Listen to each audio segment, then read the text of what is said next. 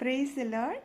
మన బహుమానము యేసుక్రీస్తునందు దాగి ఉన్నదండి. యేసు ప్రభు వారు ఈ లోకంలోకి వచ్చినప్పుడు ఆయన మన ఆత్మల రక్షణ కొరకే కాదు, కానీ సమస్తమును మనకి ఇవ్వటానికి ఆయన పోర్ అయిపోయారంట. ఆయన పేదవారిగా ఉన్నారంట. మనల్ని ధనవంతులుగా చేయటానికి ఆయన మీద మన యొక్క రోగములన్నీ పడి ఉన్నాయంట, మనకి హీలింగ్ ఇవ్వటానికి.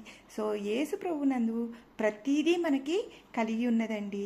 ఆయన ఊరికనే మనకి ఆత్మీయ రక్షణ మాత్రమే కాదు, ఇహలోకంలో జీవించడానికి కావాల్సినవన్నీ ఆయన సమృద్ధిగా ఇచ్చి ఉన్నారు. ఆయనలో మనము దాగి ఉన్నాము. అంటే ఏంటంటే, ఈ లోకంలో లోకపు స్పిరిట్ ఎలా ఉంటుందంటే, మనకి ఇన్ని కష్టాలు వస్తాయి, ఇన్ని నష్టాలు వస్తాయి, ఇవి పోవాలి, మనం వెళ్తేనే కానీ మనం నేర్చుకోము, ఇట్లాంటివన్నీ ఉంటాయి కదా.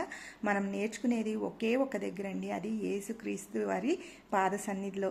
ఆయన దగ్గరికి మనం వెళ్ళినప్పుడు ఆయన నేర్పిస్తారు, నువ్వు ఇలా ఉండాలి, ఇలా ఉండాలి, ఇలా ఉండాలి. ఈ కష్టం వస్తేనే నువ్వు నేర్చుకోని అవసరం లేదు, నేను పరిశుద్ధాత్మ దేవుడిని మీ హృదయంలో ఉన్నానని ఆయన బోధిస్తారనమాట.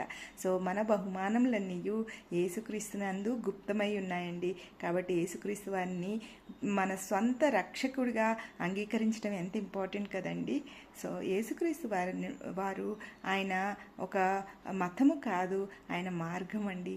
మార్గము ఇటర్నిటీకి మార్గము అంటే నిత్య జీవమునకు, అంటే ఎప్పుడు మనం జీవించువారుగా ఉంటామన్నమాట. మనం చనిపోవము, మనము నిత్యము జీవించువారంగా ఉంటాము. దేవుడు మీకు తోడైండునుగాక, పరిశుద్ధాత్మ దేవుడు మిమ్మల్ని ఒప్పింపజేయునుగాక, ఆయన మిమ్మల్ని అందరినీ ఆశీర్వదించునుగాక. ఆమెన్.